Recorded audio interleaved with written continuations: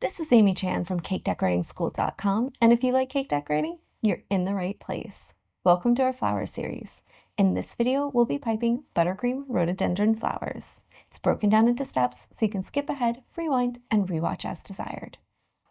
We are going to make two colors for this flower, and the first one is going to be a nice, it's kind of like in between purple and pink shade. I've got some American style buttercream in my cup, not too much. And if you want to, you can use Swiss or Italian meringue, and we're going to use the following liquid gel colors: neon bright pink, buckeye brown, and some violet. And I've got just a little of that purple out on my lid, my violet shade, because we're not going to use as much of that as we are the pink. And I want it to be a nice kind of bright feel. So I'm just going to start out with a couple of drops of my pink, and then a few nice specks of that purple. So definitely more pink than purple. I just want to give it a look. And these flowers always remind me of summertime. And I love that beautiful kind of, I'll describe it almost as an electric purple shade. It's really kind of in between. It reminds me of like an electric shade of lilacs or hyacinths, where it's kind of bright and intense, but almost pastel at the same time.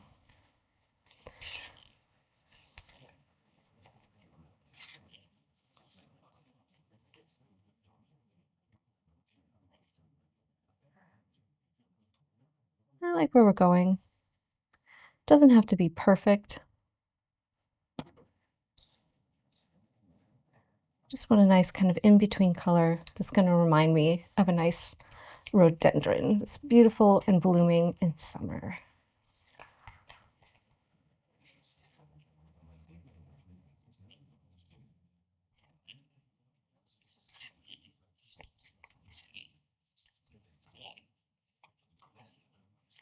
I think maybe just a little bit more purple, just to make it look a little more on the purple side.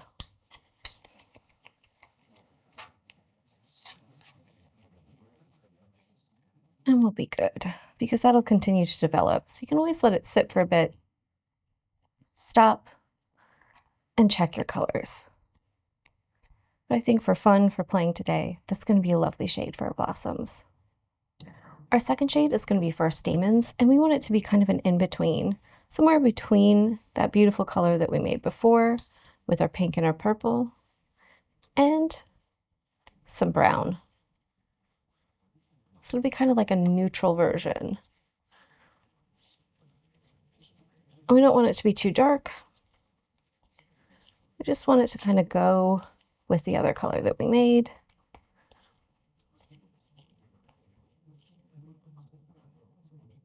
While also having a nice kind of warm, soft undertone of that pink. And I think I'm just going to add a touch more brown and a touch more pink, because I don't want it to be too dark, but I also don't want it to be too light.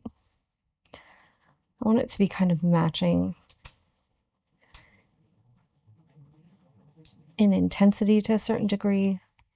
So it's just kind of there in the center and not drawing too much attention, but giving it a more natural look and feel.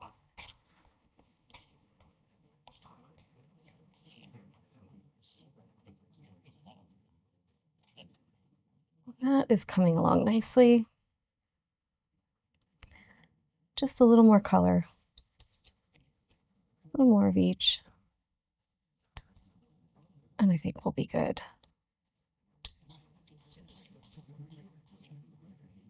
There we go.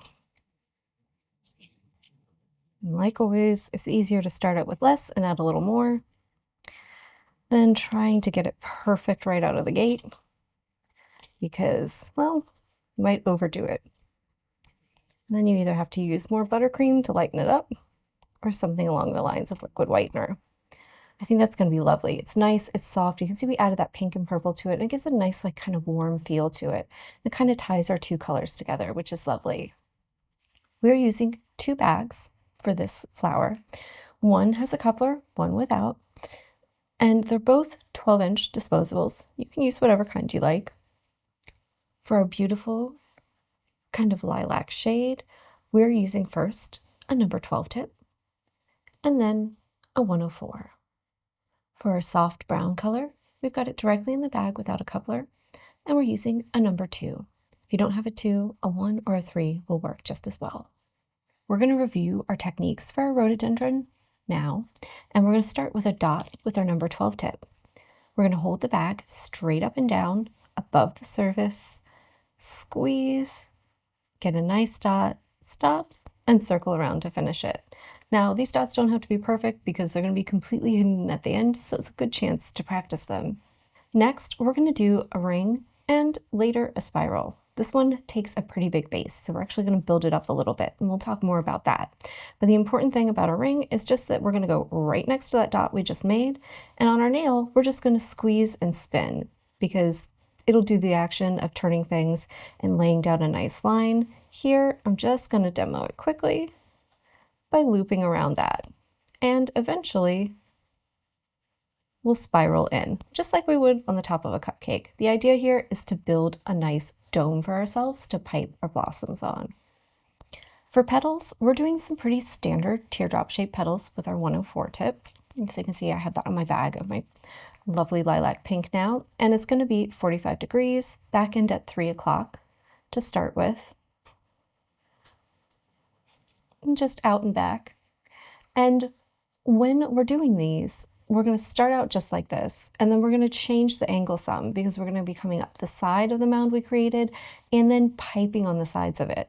So that bag angle will change just a little bit, and it's mostly about orienting yourself so that you get a nice, easy way to pipe, and you can kind of mix it up for your own preference and what feels comfortable for you. But the same basic shape is happening over and over again. We're just changing the back end of the bag, right? The position, the angle, everything like that. So it's not going to be too complicated. There's not going to be a lot to remember. Your hand should just kind of go where it needs to when you're thinking about what you need to do. And we'll talk a little bit about how we're holding it later as we do those, because it's going to just be a little bit easier to demonstrate while we're actually piping our flowers.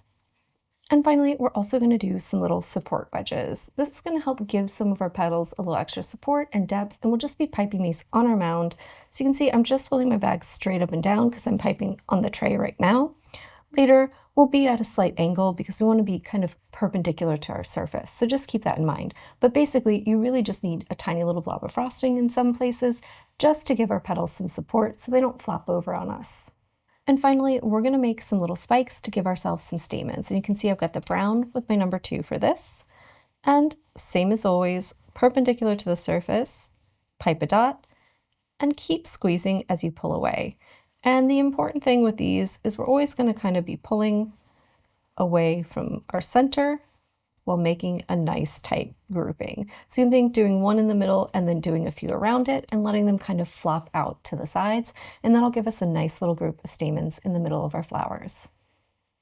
Now let's go over building our blossoms. We're going to take those techniques, combine them all together to make something pretty. We're going to start with our 12 tip on our bag of our lovely lilac color, and we're going to pipe a dot. So just a dot in the center of our nail, and then we're going to pipe a ring around it, come out and do a second ring. That's going to make it really wide, so wider than we demoed earlier because we'll do 2 rings around it. Then we're going to go right on top of that, pipe a second dot, so right there on top in the middle, do a ring around it, and then spiral into the center, just like we did before when we were practicing on our tray. And that's going to give us a nice dome that's going to have a nice little gradual slope to it and a nice little rounded top. And that's going to give us a great big surface to pipe a rhododendron on. We're going to change our tip after that to our 104 and pipe our first 6 petals. So think about doing 1 at the top, bottom, and 2 on the sides, kind of relatively equally space between, and we're piping this right on the nail so that the bases of these petals connect with our mound, and that's going to kind of make the basis of the spacing for all of our flowers that are going to go around. We're going to then make the side petals, so think for every bottom petal you're going to have 2 coming up the side. So same motion, just start connected to that mound, come out a little bit and right back. And for this one you'll probably have that bag almost at 90 degrees. Once we get those done, we're going to go in the gap here where the top petal will go and just pipe ourselves a little support wedge. and then pipe that top petal on top, and that'll finish the bottom ring of flowers. On the top, you'll have some space, maybe enough for one full blossom, but not too many. So we're gonna go then and pipe a couple of partials. It'll probably be two that maybe only have two petals, just to kind of fill in some area, cover up the mound and make sure it can't be seen. And then we'll go in and pipe one full. And by piping those two partials first, it should give us a nice setup and nice support for our petals to make them look like they kind of have some depth there in the middle and a bit of that trumpeted kind of concave feel to it.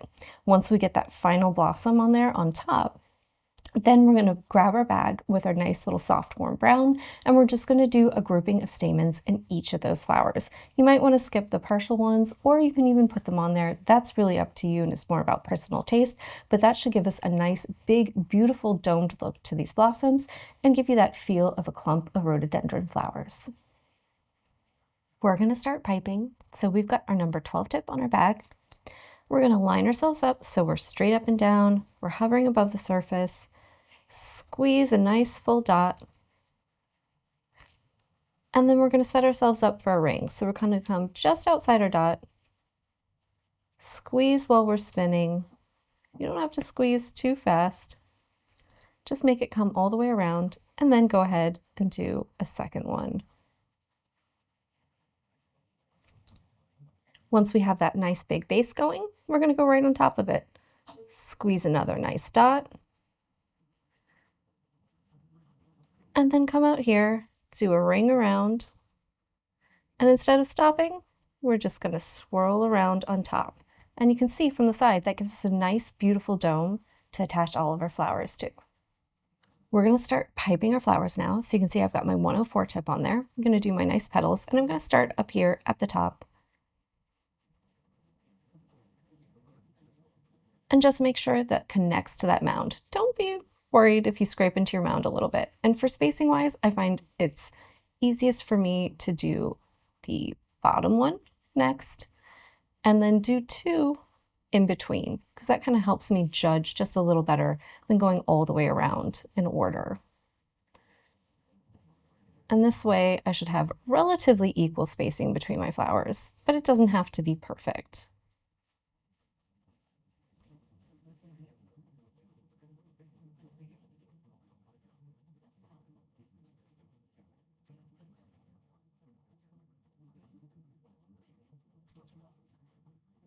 Now we're going to come up the sides. So I want to think about doing a petal on each side of those bottom ones that we did. So coming out to the right and to the left. Same kind of teardrop motion. So just go around and do these for each one. Don't be worried about digging into your mound, or even if some of that mound shows through, just kind of put them on at an angle a little bit. Think about 45-degree angles coming out from it, almost following the slope of the base of your petals. And that'll make nice big open blossoms that fill the space between. It'll also connect those petals so that they feel supported.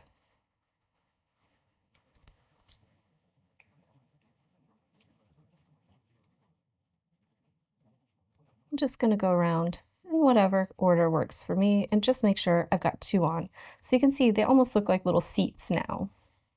Now we're going to go in and do our little support wedges. So just on top, above each flower, little space away from the center, just pipe a little bit of extra buttercream.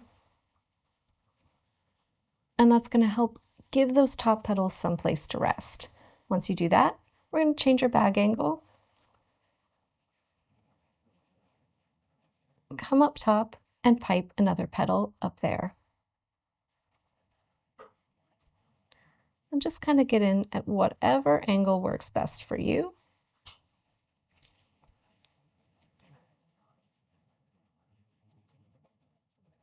And that way those petals can stick almost straight up and they've got nice little support. So if your dome slopes in quicker, you might need a little bit bigger of a wedge. If it's a little fatter there at top, you might need less. I'm going to go in and pipe my little partial blossoms, so I'm just going to do a couple of petals on top. Think 2 or 3, just to kind of fill in that space and give the idea that there's a lot of flowers packed in there. And then in that open area, I'm going to pipe one full one on top. And this should set us up to really have kind of a nice little dip going on in there.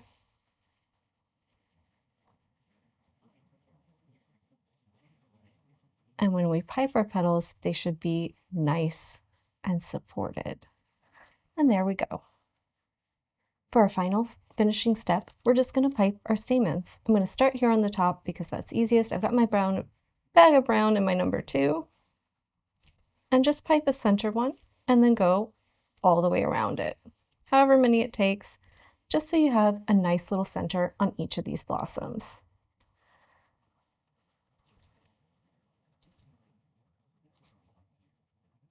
It might only take 3 or 4, or it might take more if you have more of a void there in the center.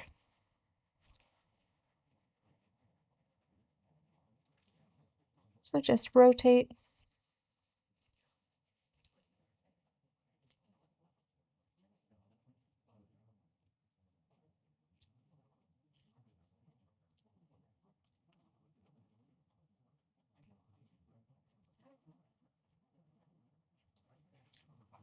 And there we have it. We have a nice little clump of rhododendrons. These come in a lot of beautiful different colors, and they always remind me of summertime. They're a big, beautiful bush with some bright blossoms that come in a wide range of colors. And they're kind of fun to make, and they take up some space, almost like hydrangeas, where you get a nice fullness without really a ton of work because you can just use a few simple colors. That's all for this lesson on rhododendron flowers. If you liked this one with these beautiful big clumps of blossoms, we recommend giving our hydrangea video a try. If you want something a little simpler and you need some great practice, maybe check out our basic rose video. If you enjoyed this video and you'd like more about the cake decorating materials and equipment we use, or just some inspirational videos about cake decorating itself, you can follow us on Insta or YouTube at Cake Decorating School. If you'd like to know more about yearly membership and what it entails, you can go to www.cakedecorating.school.com for more information. And if you're interested in these products, you can check the links in the description.